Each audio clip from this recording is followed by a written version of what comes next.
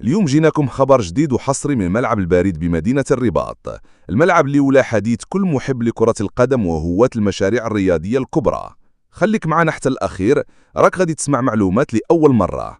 كما كتعرفوا الأشغال ديال الملعب البارد في الرباط دايرة طفرة كبيرة هاد الأيام، وخدمات فيه واصلة لمرحلة حساسة وحاسمة.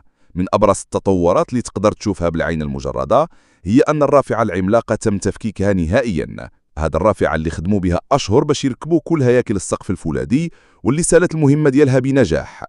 دابا تعوضت برافعة جديدة خارج الملعب باش تكمل عملية التغليف والتهيئة ديال الهيكل الحديدي من برا بلا ما تعرقل الأشغال الداخلية. وفي خبر مهم بزاف، بداو العمال في تفريج طبقة الرمل الأولى فوق الأرضية. هاد الطبقة هي الأساس اللي غادي تركب عليها العشب الطبيعي قريبا إن شاء الله.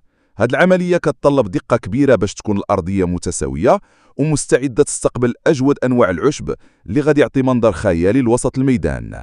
ومع نفس الوقت كاين مستجد مهم في السقف، بحيث بداو يوصلوا الغطاء الخاص بتغطية السقف واللي غادي يعطي منظر مهيب للملعب من بعيد ويضمن الراحة للجماهير داخل المدرجات.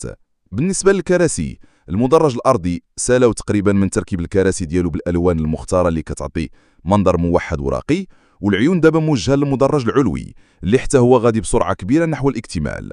ومع كل هاد الأشغال الشكل ديال الملعب البارد ولا كيبان أوضح يوم ورا يوم، والبناية الرياضية كتشهد تحول حقيقي غادي يرجع العاصمة الرباط غنية بمعلمة جديدة تضاف لواجهة الرياضة المغربية.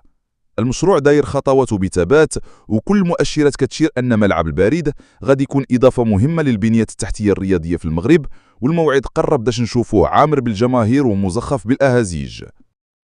إلى هنا نكون وصلنا لنهاية جولتنا من ملعب البارد في الرباط. شاركونا آراءكم في التعاليق، شنو بان لكم في تقدم الأشغال؟ واش متحمسين تشوفوه جاهز؟ ما تبخلوش علينا بآرائكم، وبلايك وبارطاجيو الفيديو مع أصحابكم باش يوصل لكل عاشق للكرة والبنيات التحتية.